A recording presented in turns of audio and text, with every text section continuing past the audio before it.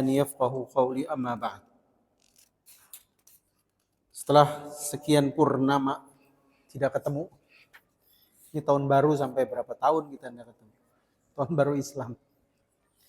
Malam ini kita memulai lagi kajian tentang kitab Aqidatul Awam yang merupakan basis dari akidah Ahlus Sunnah wal Jamaah.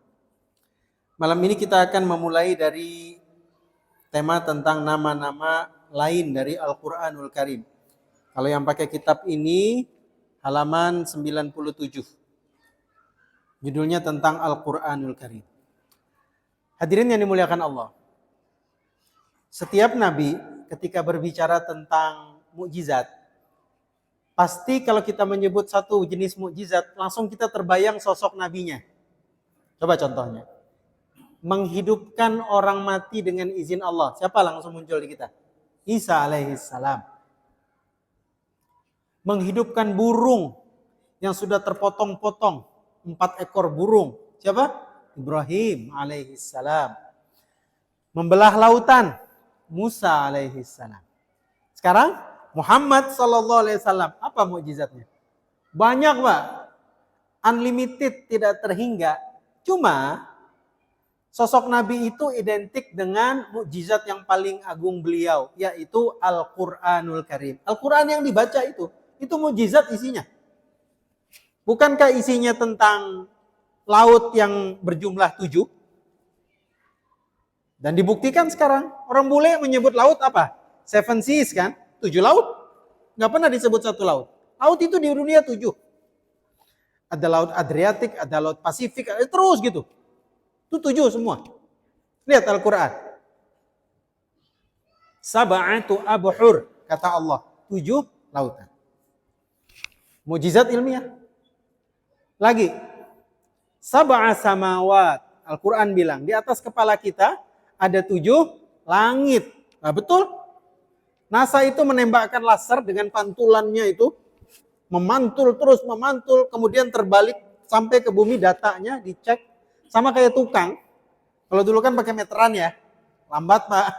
Sekarang dia pakai laser, langsung ketahuan berapa jumlahnya, itu angkanya keluar. Itu ada teknologi yang luar biasa punya NASA. Dan kagetlah dunia. 7 jumlah di atas kepala kita ini. Jadi di atas langit ini ada langit lagi terus. Disebutkan dalam kitab Sunan At-Tirmidzi, jarak antara satu langit dengan langit yang lain sejauh 500 perjalanan manusia. Tahun. InsyaAllah. Ilmiah. Al-Quran yang bilang. Dalam surat Ar-Rahman, Allah membagi lautan itu. Kalau tadi jenisnya. Jenis laut ini, laut ini. Kalau ini warnanya. Biota lautnya. Terbagi 2. Apa kata Al-Quran? Dalam surat Ar-Rahman. Marojal bahrain. 2 lautan bertemu. Bainahuma barzakhun. Di antara 2 laut itu ada pembatas. La yabghiyan, menyebabkan biota lautan yang ini tidak akan pernah berkumpul dengan lautan ini. NASA kemudian memotret dari luar angkasa, terbukti hadirin rahimakumullah. Laut itu sepanjang dunia ini 2 dia. Dan warna yang ini bukan warna yang ini. Binatang laut ini tidak mungkin dia masuk ke sini. Siapa yang bilang? Allah Subhanahu wa taala dalam surat Al-Quranul Karim, surat Ar-Rahman, setelah Allah bilang tadi pembagian lautan, dia bilang apa? Fabi ayyi ala'i rabbikuma tukadziban. Nah, itu dia menunjukkan betapa mukjizat yang paling agung Nabi Muhammad sallallahu alaihi wasallam adalah Al-Qur'an yang banyak menuturkan tentang kisah-kisah nabi terdahulu, bercerita tentang hari kiamat, surga dan neraka, syariat Islam, hukum fikih, sekaligus juga pembuktian secara ilmiah, sains dan teknologi yang kita agung-agungkan sekarang ini. Baik. Nama-nama untuk Al-Quran. Penulisan tanpa hamzah merupakan logat bahasa suku Quraisy. Nah, ini dia Al-Quran itu kadang-kadang ya yang paling familiar di kita sebutnya kitab Al-Quran. Yang kedua, nama Al-Quran itu Al-Kitab. Jadi kadang-kadang dipanggil Al-Kitab. Misalnya dalam surat Al-Baqarah ayat 2. Alif Lam Mim, Alif Lam Mim. Dzalikal kitab. La raiba fihi. Hudan lil muttaqin. Itulah Alkitab. Nah, berarti bukan yang dimaksud Bible Alkitab itu, tapi maksudnya adalah nama lain dari Al-Quran. Ini dia. Kemudian lagi nama yang lain dari Al-Quran adalah Az-Zikr. Al-Quran berfirman, Allah berfirman, Inna nahnu nazzalna dzikra. Sesungguhnya kami yang menurunkan Az-Zikr. Maksudnya apa? Al-Quranul Karim. Kemudian Al-Furqan.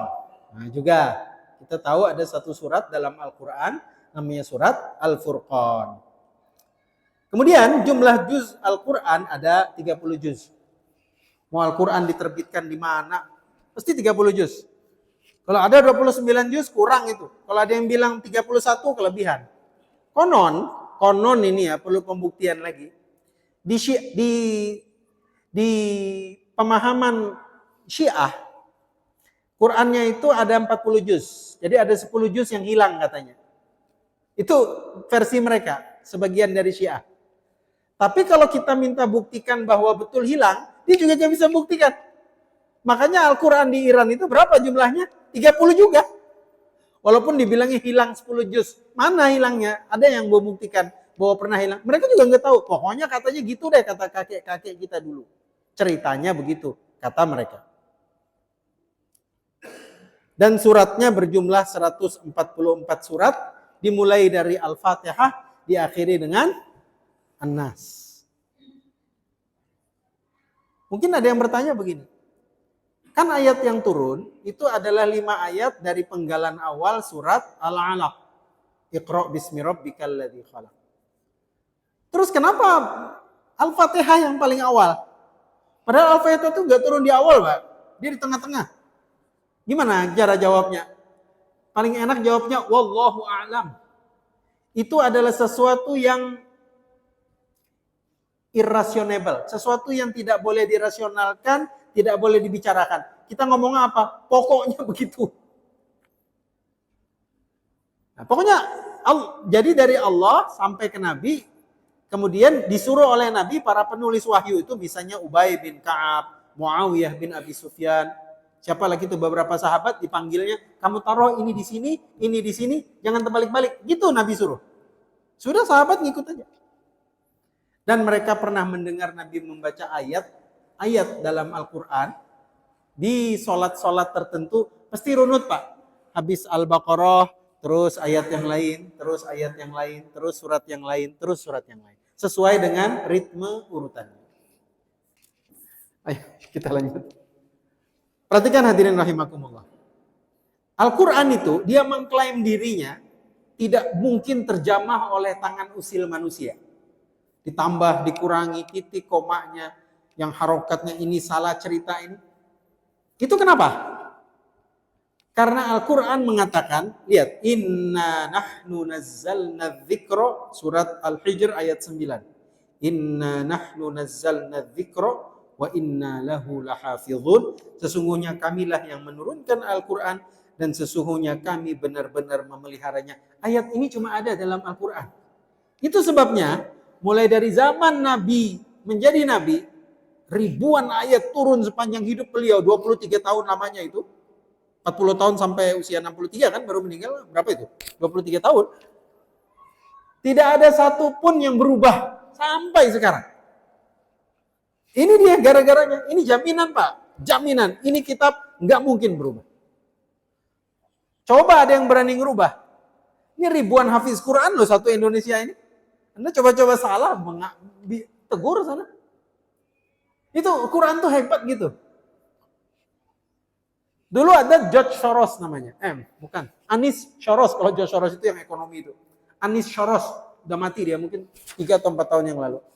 Orang Kristen Libanon, tapi berkebangsaan Amerika, jadi pendeta di Amerika. Dia berdebat dengan Syekh Ahmad Didat rahimahullah. Pakar kristologi. Ini karena pendeta Kristen Arab, dia pinter bahasa Arab gitu. Ahmad Dedat, orang Afrika Selatan, nggak bisa bahasa Arab, cuma pakar kristologi, perbandingan agama, orang Islam.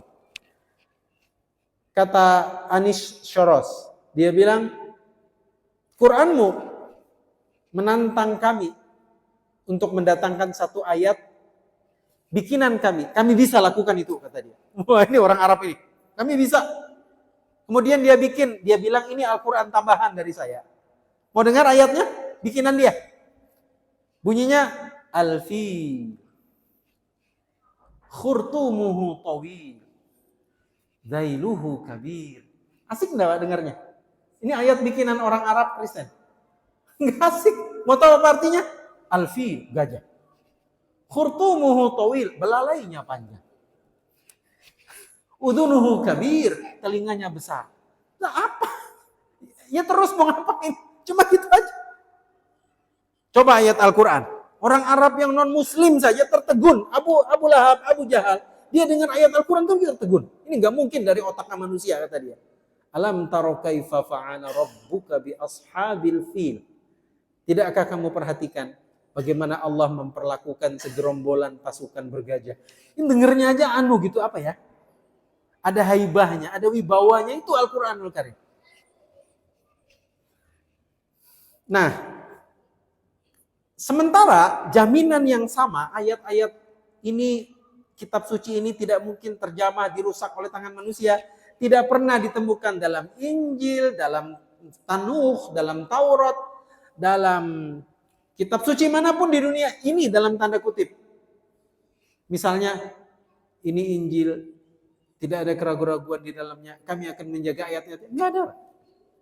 Karena itu, kita temukan berserakan di mana-mana di buku-buku yang disucikan oleh tetangga sebelah itu. Kesalahan demi kesalahan.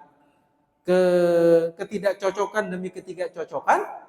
Karena memang itu kitab sudah mengalami perubahan di tangan manusia sepanjang sejarahnya. Suatu hari, Umar bin Al-Khattab radhiyallahu anhu, dia datang ke depan Nabi membawa Injil. Dibawa gitu ya. Dia tanya kepada Rasulullah Sallallahu Alaihi Wasallam, ya Rasulullah, ini kan kitab sucinya orang sebelah.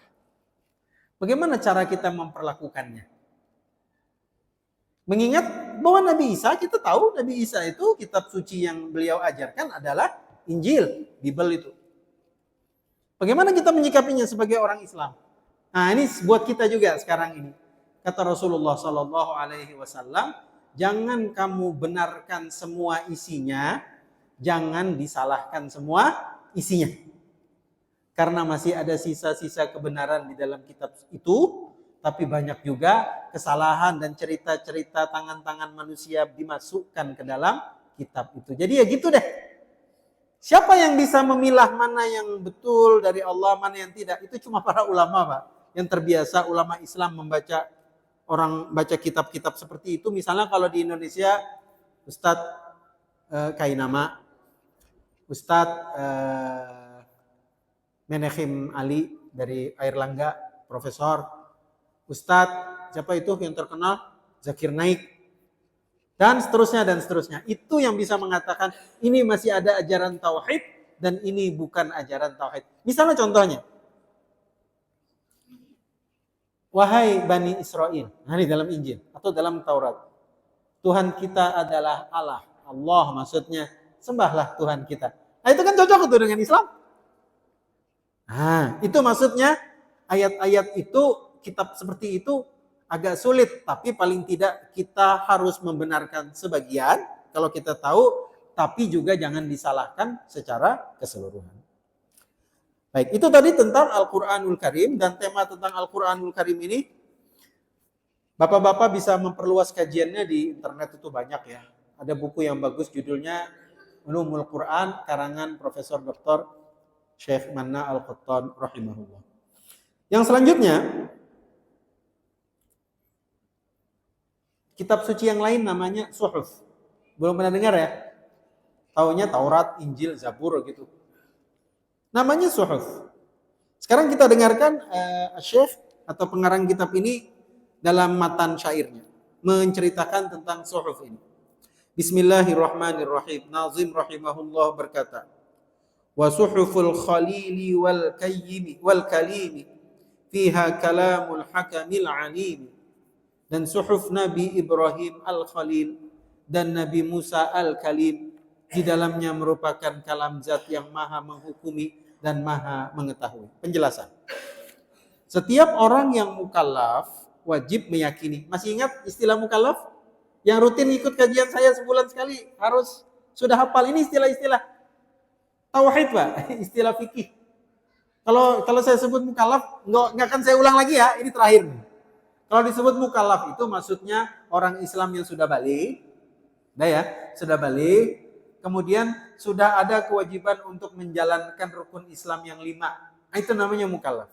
Kalau belum balik, misalnya bayi di belakang itu belum mukallaf istilahnya. Kalau semua ini mukallaf semua udah.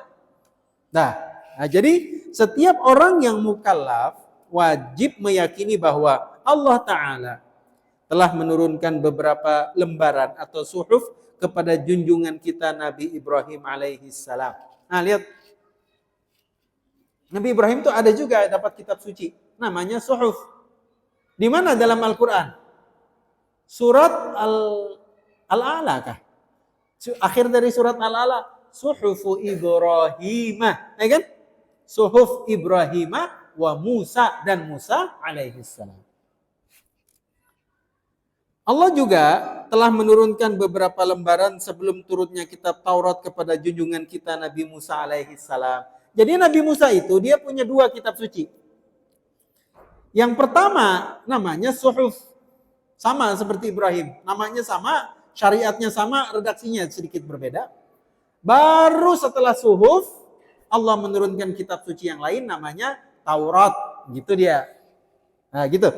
Jadi sebelum Taurat ada kitab suci yang lain turun kepada Nabi Musa alaihi salam namanya suhuf. Makanya dalam surat yang sama Allah mengatakan suhufu Ibrahim wa Musa alaihi salam. Keterangan saya ini enggak terlalu jelimet kan Bapak-bapak ya? Sederhana aja ya. Saya takut gitu dia jadi paham enggak ini? Tapi kata Imam Syafi'i, diamnya seseorang itu tandanya setuju. Mudah-mudahan setuju. Baik, Allah berfirman, A'udzu billahi minasyaitonir rajim.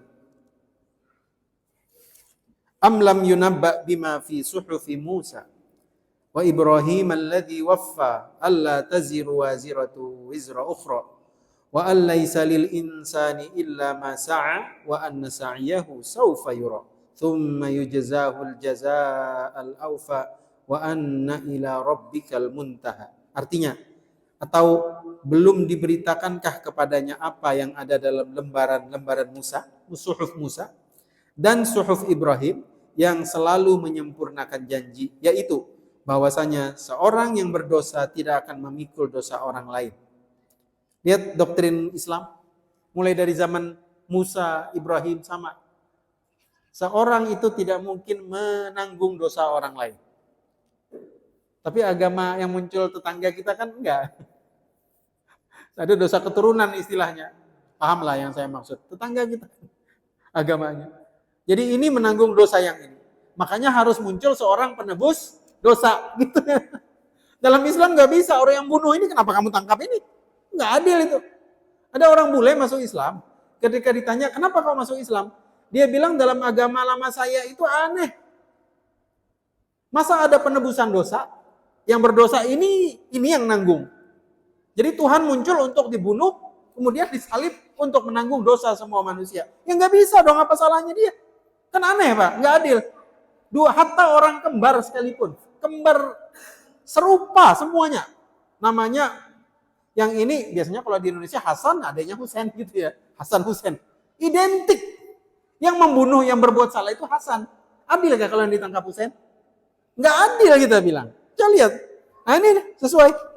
Dalam agama Musa, dalam ajaran Ibrahim alaihissalam, dosa itu tidak bisa dipikul oleh orang lain dan bahwasanya seorang manusia tiada memperoleh selain apa yang telah diusahakannya dan bahwasanya usahanya itu kelak akan diperlihatkan kepadanya, kemudian akan diberi balasan kepadanya dengan balasan yang paling sempurna dan bahwasanya kepada Tuhan mula kesudahan segala sesuatu. Allah juga berfirman yang artinya, sesungguhnya beruntunglah orang yang membersihkan diri dengan beriman dan dia ingat nama Tuhannya lalu ia sembahyang, salat. Tetapi kamu orang kafir lebih memilih hidup duniawi sedangkan kehidupan akhirat adalah lebih baik dan lebih kekal. Sesungguhnya ini benar-benar terdapat dalam kitab-kitab yang dahulu, yaitu kitab-kitab Ibrahim dan Musa. Suhufu Ibrahim wa Musa. Baik, selesai kita dari tema tentang kitab suci. Kita masuk ke pasal kelima. Judul besarnya adalah mengenai ketaatan kepada Rasulullah sallallahu alaihi wasallam. Nazim berkata, wa kullu ma ata bihi rasulu fa haqquhu taslimu wal qabulu, dan apapun yang disampaikan oleh Rasul maka sepantasnya kita pasrah dan menerima. Perhatikan hadirin rahimakumullah. Kita orang Islam disuruh berislam itu mengikuti dua referensi. Al-Quran, baru sunnah. Sunnah ini, dan atas kedua hal ini kita disuruh bulat mutlak gitu ya. Jangan menyimpang dari Al-Quran dan sunnah. Gitu kan doktrinnya. Nah sekarang mari kita perhatikan dalam sunnah itu, kalau Al-Quran selesai sudah. Dalam sunnah itu, ternyata ada beberapa hal yang diajarkan oleh Nabi. Ternyata tidak ada kemestian kita harus mengikuti cetak bulat-bulat seperti perintah beliau. Contohnya, pada suatu hari Nabi kan baru selesai pindah dari Mekah ke Madinah yang kita sebut dengan hijrah, ya.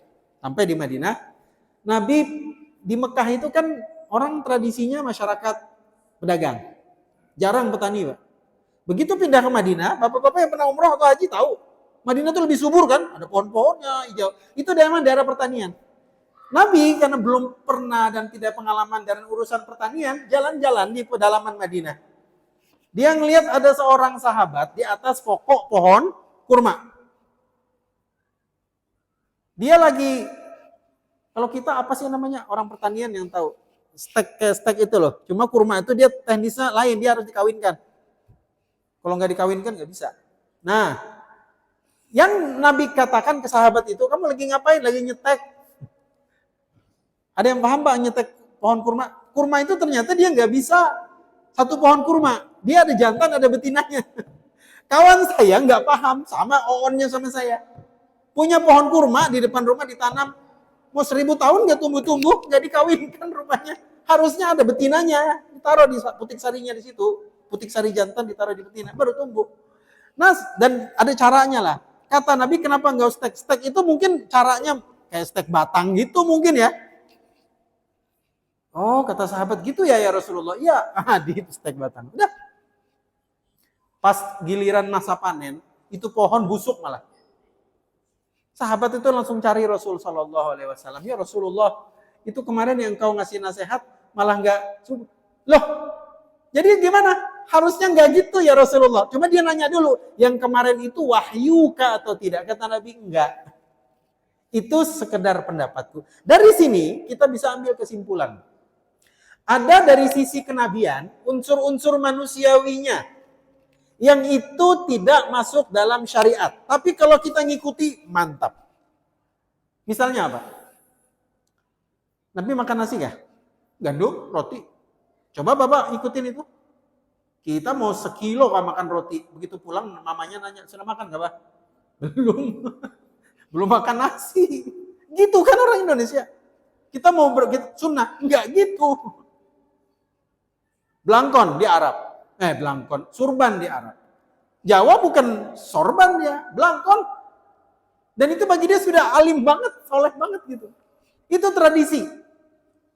Orang Arab kalau pakai pedang dia di depan, di sini. Orang Jawa di mana? Belakang. Mau dipaksakan di sini aneh kalau di kita. Nah, jadi unsur-unsur begitu Nabi sukanya makan kambing. Kita kalau sudah 40 ke atas, jangan coba-coba kayak bininya di belakang, ingat kayak umur. Digituin kita. Masa sih kayak bilang, kamu ini udah tahu sunnah Nabi. Ini makanannya. Bukan gitu. Nah ini dia sisi ini yang saya ingin pahamkan sama-sama kita. Kita memang disuruh mencontoh Nabi SAW pada tema-tema yang beliau suruh kita. Misalnya apa? Shollu kama ra'aitumuni usolli. Sholat seperti kamu seolah-olah melihat aku sholat. Nah, jadi harus sholat seperti itu. Jangan kreatif kita. Kemudian Nabi bilang, khudhu anni manasikakum. Ambil dari aku cara manasik haji dan umroh kalian. Jangan bikin-bikin. Cara puasa, cara zakat. Itu semuanya ada sudah. Tapi tema-tema kemanusiaan, Kita masih boleh berdebat, boleh kita ambil, boleh tidak. Begitu dia. Satu contoh. Itu WC di zaman Nabi, diceritakan Aisyah radhiyallahu anha keluar dari rumah malam-malam bersama dengan seseorang perempuan tetangganya. Mau kemana dia malam-malam keluar? Mau ke Jamban, WC-nya jauh. Di zaman Nabi itu WC semua nggak ada yang dalam rumah. Semuanya di luar rumah. Di sini perumahan gini murah katanya. Kenapa? WC-nya 1 kilo dari sini. Ada yang mau beli gak? Ya, tapi di zaman Nabi gitu. Hafsah pernah begitu juga dalam kasusnya. Sekarang bukan WC di rumah saja, dalam kamar tidur WC kita. Yang gitu. Bertentangan kah dengan sunnah? Enggak kan, Pak? Kalau mau ikuti sunnah, walah repot. Nah, jadi ini saya ingin kita memaklumi ini. Jangan dikit-dikit nggak sesuai sunnah. Ya bid'ah. Lah ini tema kemanusiaan, bro. Jangan Anda anggap semuanya dari Nabi langsung kita ikuti. Enggak. Yang beliau suruh, yang beliau contohkan, baru kita ikuti. Gitu ya. Nah, ini maksudnya taat kepada Rasulullah itu dalam makna itu. Penjelasan. Di antara kewajiban seorang yang mukallaf adalah apabila sampai kepadanya ajaran apapun yang dibawa oleh Rasulullah Sallallahu Alaihi Wasallam, ia harus melaksanakan dan mengaplikasikannya. Oke. Ada yang lucu Pak kejadian sama saya. Saya ngajar hadis Mukhtasar Muslim di Masjid Namirah dari papan apa itu? Malfantasi itu, zaman baru. Tentang fitrah ada 5. Lihat, fitrah berkaitan dengan tampilan. Kata Nabi fitrah itu 5. Gunting kuku, cukur kumis, berjanggut tentunya, cabut bulu ketiak, mohon maaf, cukur bulu kemaluan, khitan. Khitan ya. Lihat kalimatnya Pak, cabut, dan disuruh kan, nggak disuruh kerok kan, nggak disuruh cukur pakai jilet itu kan. Cukur bulu kemaluan, cabut bulu ketiak. Bapak ini nanya, pas duduknya kayak Bapak ini. Saya sampai ingat kayak itu, pas di situ. Dia nanya, Ustadz, kalau saya nggak mau cabut, sakit. Saya mau kerok aja, apakah bertentangan dengan sunnah? Itu maksudnya Pak, jangan terlalu polos kita. Oh berarti kalau saya kerik ini nggak sesuai sunnah. Bukan itu maksud Nabi. Maksudnya apa? Yang penting bulu ketek elu hilang, sudah beres. Daripada bercabut, berdarah, besok apa? Bawa puskesmas, robek ini kok, suster. Kenapa aku menjalankan? Kan nggak gitu. Itu maksud saya. Itu maksud dari ngamalkan sunnah itu. Yang penting tujuannya selesai, cara apapun asal halal, monggo silakan. Oke ya. Dia juga wajib pasrah, maksudnya orang beriman wajib pasrah sepenuhnya dan menerima ajaran tersebut karena beliaulah sumber kedua segala hukum setelah kalamullah Ta'ala yaitu Al-Quran. Allah berfirman, "Wa ma atakumur rasulu fakhudhuh wa ma nahakum anhu fantahu." Apa yang diberikan Rasul kepadamu maka terimalah dia, dan apa yang dilarangnya maka tinggalkanlah. Surat Al-Hasyr ayat 7. Allah berfirman juga, ya ayyuhalladzina amanu athi'ullaha wa athi'ur rasul. Hai orang-orang yang beriman, taatilah Allah dan taatilah Rasulnya. Surat An-Nisa ayat 59. Allah juga berfirman, qul in kuntum tuhibbunallaha fattabi'uni yuhibbukumullah. Katakanlah jika kamu benar-benar mencintai Allah, ikutilah aku, niscaya Allah mengasihimu. Ada peristiwa menarik tentang tema ini. Pada suatu hari, Abdullah bin Umar, jadi Abdullah anaknya Umar, itu traveling, naik onta lah ya, dari Madinah ke Mekah. Sampai di jalan, gitu, rombongan tuh dia minta berhenti. Dia turun, orang lihat ngapain ini Abdullah ini agak menjauh gitu dari pandangan, tapi masih kelihatan dari unta orang tinggi. Duduk dia gini. Baru setelah itu jongkok, lama gitu. Baru dia berdiri lagi. Enggak ngapa-ngapain Pak, kayak orang ngelamun aja. Baru naik lagi. Ke ontanya baru jalan. Anda tahu apa alasannya? Orang nanya, ngapain kamu tadi di sana? Dia bilang Rasulullah Sallallahu Alaihi Wasallam pernah berada di sekitar tempat ini sedang buang hajat. Dia ingin meniru itu Pak, saking inginnya jalankan itu. Pertanyaan saya, kalau kita dalam posisi gitu mau turun dari bis ya? Itu perjalanan dari Mekah ke Madinah apa? Turun aja satu bis semua jongkok gini, nggak di pojok. Ikut sunnah? Enggak. Tapi kita tidak boleh menyalahkan Abdullah bin Umar. Bahwa dia saking cintanya sama Nabi Shallallahu Alaihi Wasallam. Hal-hal yang kecil-kecil dia nggak mau tinggalkan. Sampai pada tema begitu. Tapi kalau itu dianggap sebagai sebuah syariat, sebagai sunnah yang mesti dilakukan oleh semua kaum muslimin, jawabnya tidak. Kan nggak ada itu. Ini rata-rata sudah umroh semua kah? Kalau belum, amin. Mudah-mudahan dimudahkan Allah umrohnya. Mana ada guide bis itu, bapak-bapak, ibu-ibu, ayo kita turun semua dari bis, mari kita mojok di sana. Enggak seperti itu kan ceritanya. Oke. Kemudian Rasulullah Sallallahu Alaihi Wasallam bersabda, apabila aku menyuruh kalian dengan sebuah perintah, maka laksanakanlah semampu kalian. Adapun sesuatu yang aku larang, maka jauhilah. Beliau juga bersabda, aku telah tinggalkan untuk kalian dua peninggalan, yang dengan berpegang teguh pada keduanya, kalian tidak akan tersesat selama-lamanya. Peninggalan tersebut adalah kitabullah dan sunnahku. Imam Malik berkata, radhiyallahu an, siapapun dari kita bisa saja membantah ataupun dibantah, kecuali pemilik kubur ini. Jadi Imam Malik itu, dia ngelihat ada orang berdebat di sekitar kubur Nabi SAW di Madinah. Begitu debat-debat panas itu, yang ini mengeluarkan dalilnya, ini mengeluarkan dalilnya. Kata Imam Malik menengahi, semua kita ini boleh berdebat, bisa salah, bisa benar, tak kecuali penghuni kubur ini. Sambil dia nunjuk kubur Nabi SAW. Itu maksud dari perkataan ini. Kalau yang ini, begitu dia bersabda, itu harus diterima, yang lain diam, minggir. Imam Malik ini, Masya Allah, luar biasa. Ini Imam Malik itu pendiri mazhab Maliki. Kita Syafi'i di Indonesia. Tanpa fanatik ya, kalau fanatik nggak boleh. Tapi bahwa kita mazhabnya Syafi'i, iya. Mau Muhammadiyah, mau NU, Persis. Rata-rata kita Syafi'i secara umum. Walaupun nggak ngaku, saya nggak kayak lebih hebat aja dari Imam Nawawi. Imam Nawawi itu aja mazhabnya Syafi'i. Imam Bukhari dalam riwayat mazhabnya Syafi'i. Lah Anda siapa nggak mau bermazhab?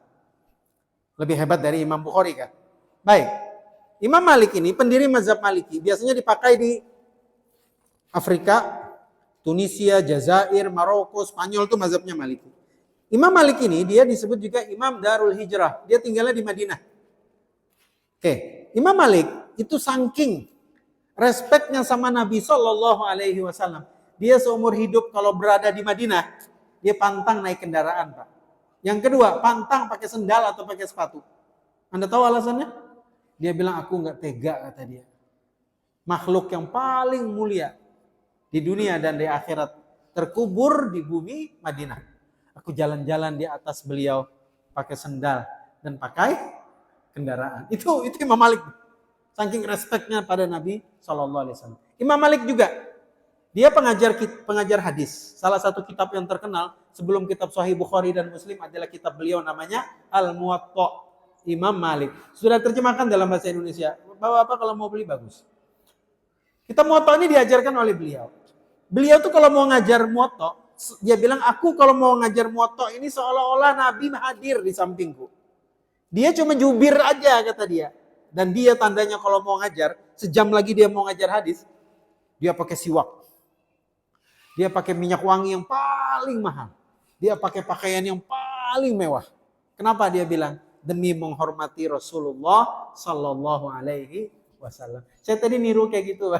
Begitu saya mau ke sini, belum sikat gigi, saya sikat gigian dulu. Karena saya mau mengajarkan manusia mengenal Allah Subhanahu Wa Ta'ala. Mudah-mudahan semua amal soleh kita diterima Allah Subhanahu Wa Ta'ala. Imam Syafi'i juga berkata, barang siapa yang tidak jelas, yang telah jelas dan memahami sunnah Rasulullah Sallallahu Alaihi Wasallam, maka tak seorang pun yang boleh mengabaikannya.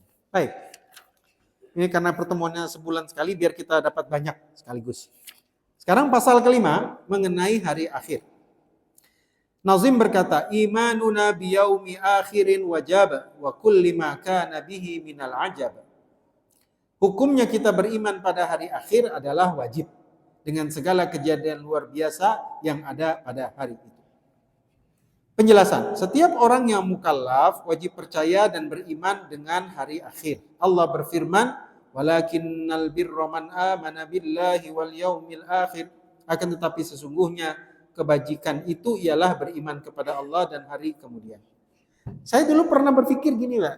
Kenapa sih rukun iman itu percaya kepada Allah, percaya pada malaikat, percaya kepada surga dan neraka. Kok ada percaya pada hari akhir gitu loh. Hari akhir itu kan alias hari hisab, hari perhitungan. Kenapa ada itu ya? Sementara di agama-agama yang lain gak ada kepercayaan gitu. Kita yang ada. Bahkan dalam bersumpah, kadang-kadang Nabi menggunakan sumpahnya begini. Barang siapa yang beriman kepada Allah dan hari akhir, katakan yang baik atau diam aja udah. Nah gitu. Kemudian Nabi bersumpah. Barang siapa beriman pada Allah dan hari akhir. Nabi nggak bilang, barang siapa beriman pada Allah dan beriman kepadaku. Enggak. Dan hari akhir sumpahnya. Hendaklah dia memuliakan tamunya. Nah gitu. Sabda Nabi SAW. Pertanyaannya kenapa ada hari akhir ya? Percaya pada hari akhir dalam Islam ini. Ini supaya gini Pak. Orang yang percaya bahwa hidup ini pada akhirnya akan dihisap. Akan dihitung oleh Allah. Akan mendapatkan surga atau mendapatkan kenikmatan azab neraka jahanam. Itu kan jadi takut kita mau bikin yang gak kena kan Pak. Misalnya kita mau nipu-nipu dalam bisnis.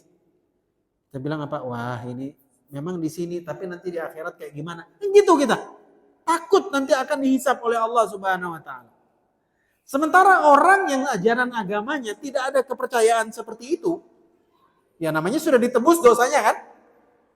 Dosa saya sudah ditebus. Makanya bunuh sana, rampok sini. Uang kita aja yang Islam percaya adanya hari akhirat aja masih memperkosa, masih ngerampok, masih membunuh kan Pak. Tapi ya mudah-mudahan orang-orang kayak gitu, ya gimana ya, tahu adanya hari akhirat tapi tetap aja melakukan melanggar itu. Tapi paling tidak itu jadi kafaroh dia lah nanti, pengampunan dosa dia nanti di hadapan Allah Subhanahu Wa Taala. Dan kadang-kadang kita ngancam, terutama gini, kita sudah nagih orang berhutang sama kita, ini hutang nggak dibayar-bayar. Kita bilang apa? Ntar ku tagih kamu di hari akhirat. Yang ngomongnya gitu kita. Kan ada gitu kalimat. Berarti semua ini akan berakhir, akan dihisap oleh Allah Subhanahu wa taala pada hari akhir. Nah, itu dia fungsi adanya hari akhir. Alam akhirat itu dia ada fasenya hadirin rahimakumullah. Bukan begitu kita mati langsung alam akhirat enggak. Ada fase-fasenya. Yang pertama namanya fase barzakh. Di mana ini? Dalam kubur. Jadi begitu kita mati, kita akan masuk satu alam. Namanya barzakh. Allah berfirman, barzakhun ila yaumi yub'atsun. Mereka masuk ke alam namanya alam barzakh sampai mereka dibangkitkan. Dan kita berada di alam barzakh, hadirin rahimakumullah, lebih lama dibanding kita di dunia. Kita di dunia ini, orang Indonesia ini paling lama berapa? 100 tahun. Mbah Goto baru mati itu orang mana itu? Orang Kediri ke orang mana? Usianya 100 berapa tahun itu? Saking tuanya 135 tahun enggak? Cucunya anaknya sudah is dead semua. Si Mbah ini aja masih hidup. Ketika ulang tahun yang ke-135 kah di TV saya nonton. Permintaannya apa Mbah? Dia bilang aku mau mati. Muyak dia sudah hidup panjang. Betul umurnya. Segitu paling tidak mati sudah kan? Tapi dikubur berapa lama kita? Imam Syafi'i berapa lama sudah dikuburnya? Ribuan tahun. Nabi Muhammad SAW berapa lama dikuburnya? Ribuan tahun lagi, lama lagi. Jadi kita berada di alam dunia ini singkat banget Pak. Iya sebentar aja. Nggak terasa, coba lihat bapak-bapak yang sudah berumur ini. Nggak terasa kan Pak? Nggak terasa kemarin masih hitam. Apa kata Ebit GAD? Bahuku yang dulu kekal terbakar matahari. Kini kurus dan membungkuk, wes tahu juga. Pokoknya itu manusia. Tiba-tiba sudah uban, tiba-tiba anaknya yang kecil sudah punya anak. Gitu kan? Itu manusia. Nah, alam barzakh ini adalah sebuah fase antara kematian dan hari kebangkitan dan pengumpulan. Berarti di dalam kubur kita. Hari pertama kita dalam kubur, hitungannya sudah berapa lama itu sampai nanti hari kiamat. Ada yang berseloroh sama saya anekdot, berarti orang yang meninggalnya sehari sebelum hari kiamat paling enak Ustaz. Paling enak. Jadi sehari di dalam kubur, besok bangkit sudah. Jangan ngomong gitu bro, yang kita pikirkan masuk alam mana kita, surga apa neraka setelah itu. Baik, Allah berfirman, Dia artinya dan di hadapan mereka ada dinding, maksudnya barzakh sampai hari mereka dibangkitkan. Yang kedua, pertanyaan di dalam kubur. Nah, di alam barzakh tadi. Nanti kita akan melalui pertanyaan ini. Apa yang ditanya kita? Segala kenikmatan yang diberikan kepada orang-orang yang taat dan juga azab kubur yang diberikan kepada orang-orang yang maksiat. Jadi setelah alam barzakh kita baru ditaruh gitu ya. Ini semua kita pasti akan begitu, Pak. Nanti kita akan menikmati. Yang memikul keranda pasti akan dipikul juga kita. Yang menyolatkan kemarin saudara kita akan disolatkan juga. Pasti udah. Nah, jadi siap-siap ini ada pertanyaan. Nggak bisa dikasih kisi-kisinya. Sudah. Orang yang nggak benar dalam hidup dikasih kisi-kisi. Nanti kalau kamu mati, ini preman yang mati. Sebelum mati dikasih kisi-kisi sama keluarganya. Ini pertanyaannya ini. Nggak bisa jawab, Pak. Dia harus memang orang baik. Dia akan ditanya dengan segala macam pertanyaan, terutama tentang kenikmatan-kenikmatan. Allah berfirman, "Walatus alunna yauma idzin 'anin na'im." Dan kalian pasti pada hari itu ditanya dengan segala macam kenikmatan yang sudah kita nikmati di dunia ini. Oke, jadi pertanyaan demi pertanyaannya. Yang ketiga, setelah sekian ribu tahun dalam kubur, dibangkitkanlah manusia dari kubur. Allah berfirman, "Tsumma innakum yaumal qiyamati tub'atsun." Kemudian sesungguhnya kamu sekalian akan dibangkitkan dari kuburmu di hari kiamat.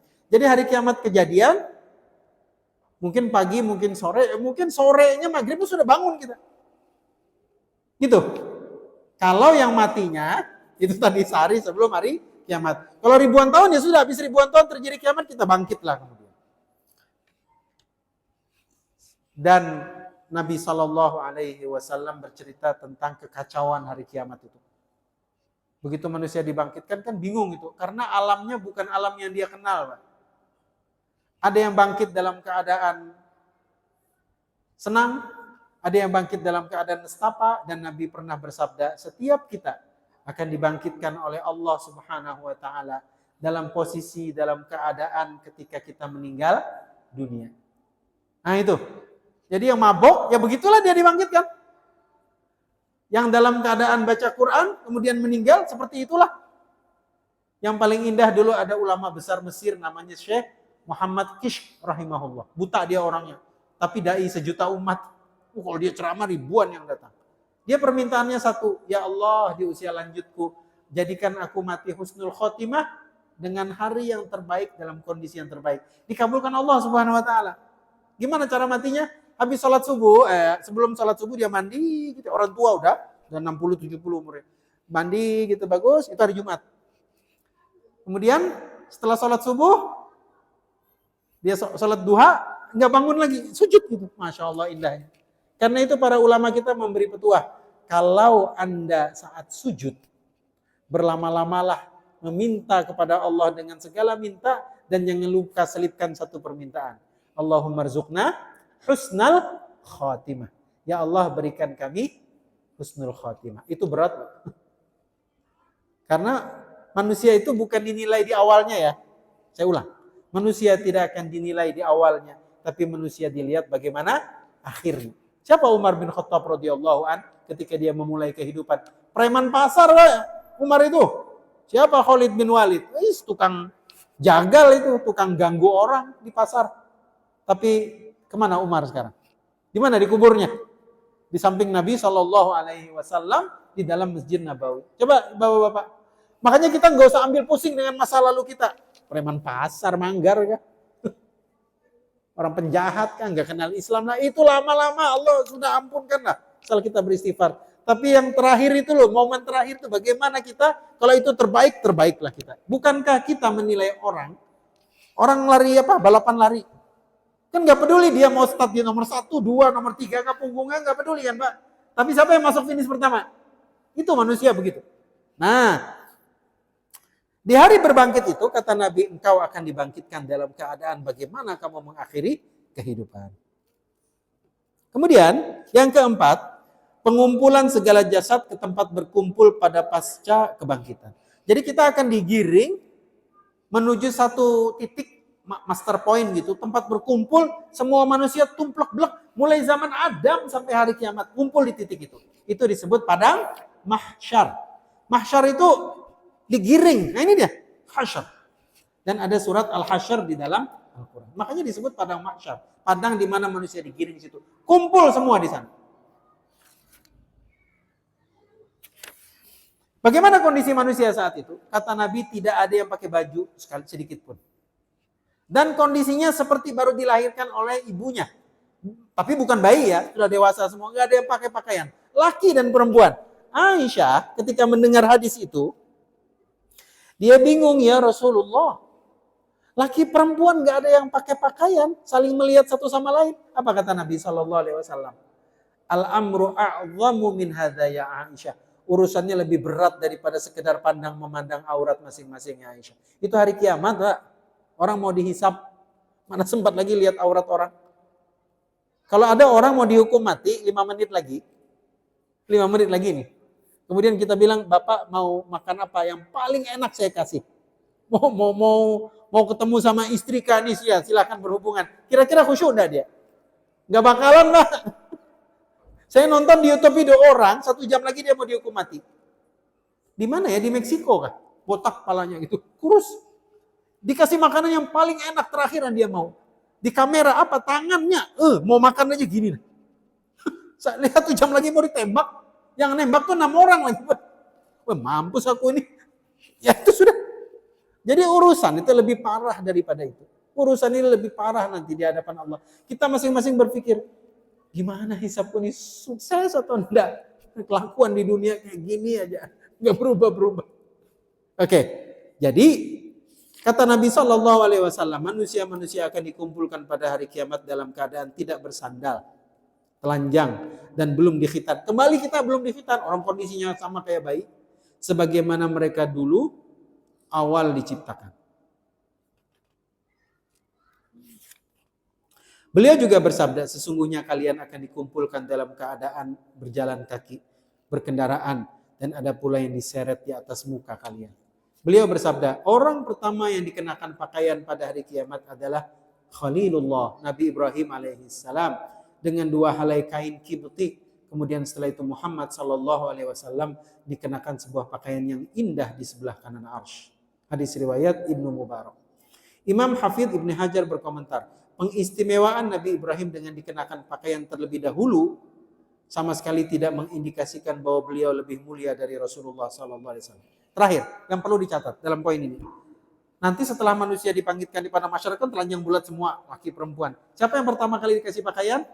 Nabi Ibrahim, bukan Nabi Muhammad. Yang kedua baru Nabi Muhammad SAW. Tapi kalau pertanyaannya, siapa yang pertama kali memberi syafaat dengan izin Allah untuk semua manusia? Muhammad SAW. Demikian, kita akan ketemu kembali di bulan depan insyaallah. Subhanakallahumma wa bihamdika asyhadu an la ilaha illa anta astaghfiruka wa atubu ilaik. Assalamualaikum warahmatullahi wabarakatuh.